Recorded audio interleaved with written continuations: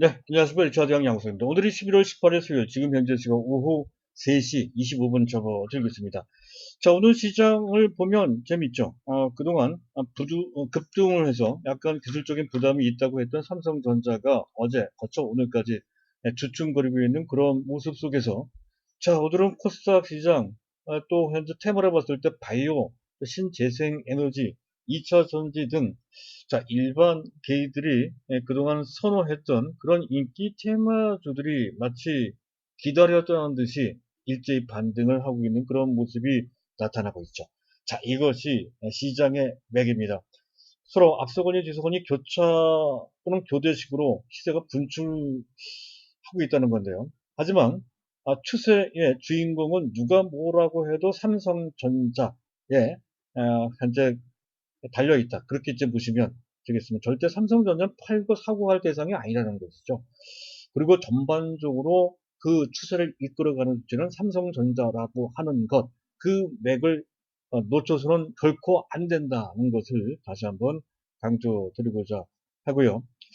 자, 사실 때 테마주는 펀더멘탈보다는 시장 인기나 어떤 분위기에 의해서 현재 시세가 형성되는 경우가 상당히 많아서 저 개인적으로는 그렇게 선호하는 그런 파트는 아닌데요. 하지만 장기적으로 추세적인 변화 또는 펀더멘탈 관련돼서는 자, 2차 전지 내지 태양광 정도는 살을 붙인다는 측면에서 우리 포트폴리오에 살을 붙인다 하는 측면에서 충분히 또는 필연적으로 선택을 해야 된다라고 말씀을 드리고 있죠.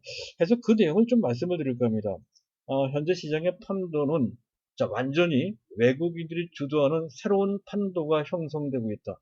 또 지수는 종합지수 역사적인 신고가를 갱신하며 종합지수 3000포인트를 향해 진격 또는 그 이상 올라갈 수 있는 지수 상승 장세라는 새로운 판도, 이런 판도에 일반 개인들이 적응하기 결코 쉽지 않은데요. 일반 개인들이 적응하기 위한 제가 권장하는 최적의 포트폴리오 구성을 종목별로 말씀을 좀 드릴까 합니다. 어떤 종목으로 구성되어 있는지 그 골격을 이제 말씀을 드린다는 것이죠. 그런 내용을 준비를 했고요. 자, 그리고 또 한 가지. 자, 삼성바이오로직스가 탄력에 나오고 있어요. 자, 그와 관련된 팁을 제공해 드릴까 합니다. 실적보다는 삼성바이오로직스가 왜 이렇게 올라가는지, 그리고 우리 포트폴리오에서 삼성전자를 어떻게 취급을 해야 되는 건지, 이런 것도 간단하게 좀 언급을 하는 그런 시간을 갖도록 하겠습니다. 자, 일단 순서에 맞춰서 말씀을 드릴 건데, 그 전에 간단하게 안내 말씀드릴 겁니다. 저희 현대투자연구소에서는 유료 정보 서비스를 제공해 드리고 있죠. 가입하시면 상당히 도움이 되실 겁니다. 자, 관심 있으신 분들은 보고 계신 화면에 우상단에 문의사항 연락처 010-2420-053이 나가고 있습니다. 이쪽으로 연락을 주시기 바랍니다. 문자로 남겨주셔도 되겠습니다. 일단 안내 말씀 그 정도로 마치도록 하고요. 자, 순서를 밟아서 시장을 좀 먼저 보겠습니다. 자, 테슬라 호재가 나왔죠. 결국에는 계속 미뤄져 왔던 S&P 500 지수에 편입됐다 하는 것, 2차 전지 전체에 일단 큰 호재로 작용에 대해서 아주 화재 사건과 연루된 그 악재에서 어느 정도 벗어날 수 있는 힘이 주어지는 것 같습니다. 자, 그리고 또 한 가지 우리가 봐야 되는 것은 석유화학주들이 상당히 좋아요. 최근 들어 시장을 주도하는 경기 민감주, 전반적으로 전기 민감주에 힘을 쓰고 있는 그런 상황 속에서 눈에 띄는 종목들이 있죠. 대한유화, 롯데케미칼 같은 순수 종합 석유화학 업체들은 이들이 좋다는 얘기는 그만큼 해당 분야, 즉 석유화학의 지금 기초적인 산업 환경이 워낙 좋다는 얘기죠. 각종 제품의 마진, 스프레드라고 합니다. 상당히 좋아지고 있습니다.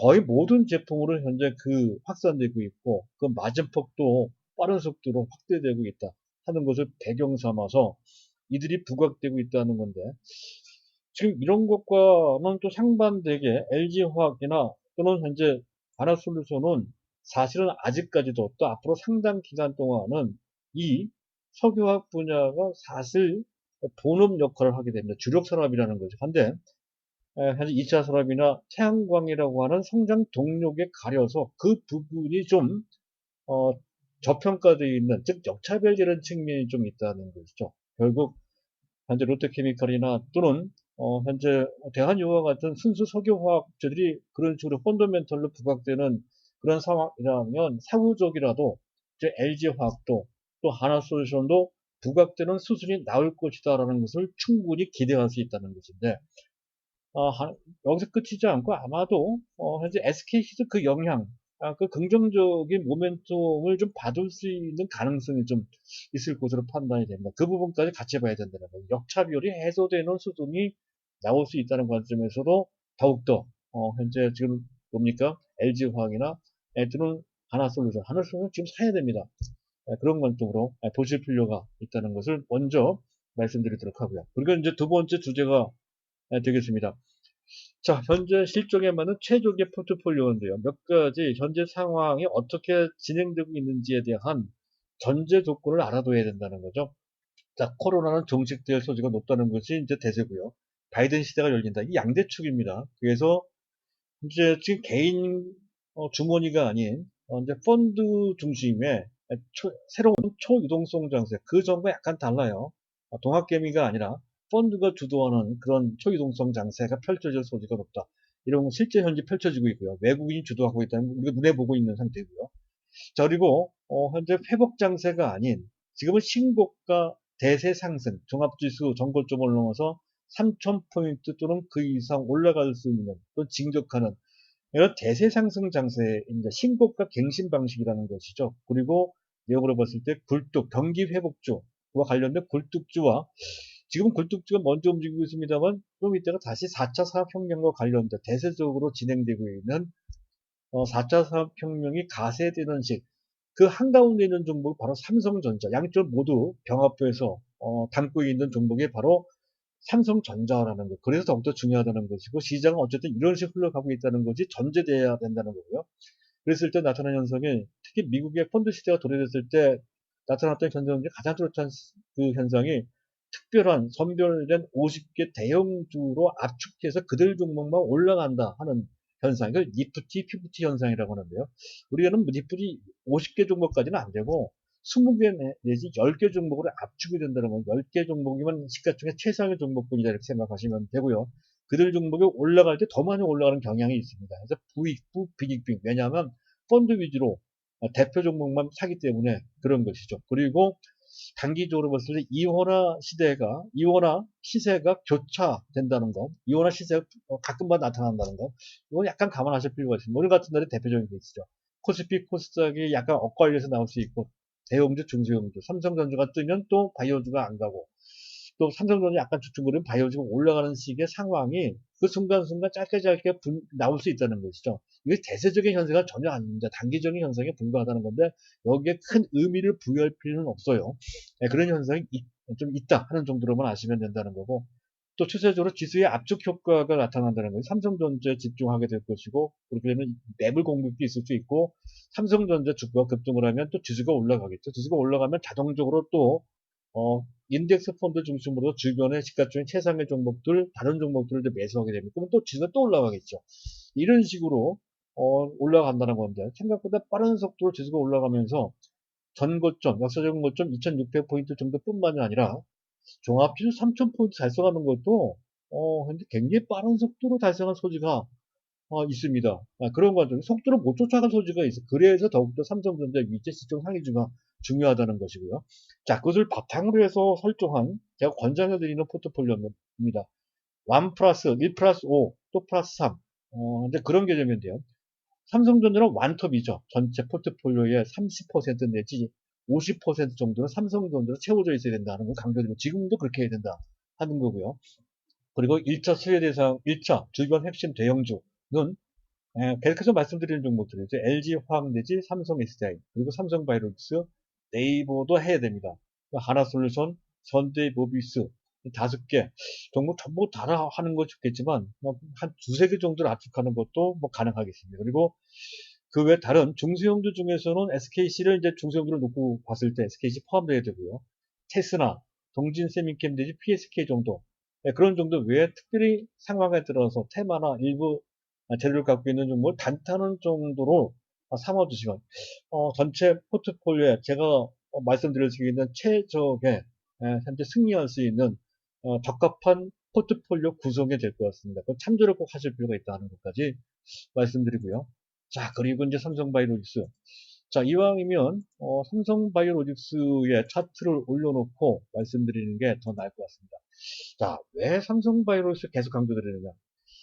자, 일단 바이오 시세가 사실은 대세적으로 바이오는 유망합니다. 근데 문제는 최근 들어 특히 코로나 사태를 맞이해서 그동안 많이 올라왔다는 것, 그리고 동력이 약화되었습니다. 최근 들어서 일단 시장 주도권이 일반 개인에서 현재 그 외국인으로 넘어왔죠. 그리고 코로나가 종식된다 하는 개념이 좀 깔려져 있는 상태입니다. 그래서 포스트 코로나의 개념이 증폭되고 있는 상황 속에서는 바이오가 힘쓰기에는 약간 그 동력이 좀 떨어진 상태라는 것이죠. 그리고 바이오주들이 너무 많습니다. 그리고 판단을 하기만 매매할 때 너무 어렵죠. 또 시세 변동성도 심해서 적응하기가 어, 보통 어려운 게 아니에요. 그리고 고평가 논란에 끊임없이 달리고요.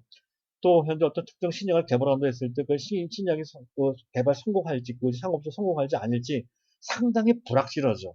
이런 것을 끝까지 들고 있기가 상당히 어렵습니다.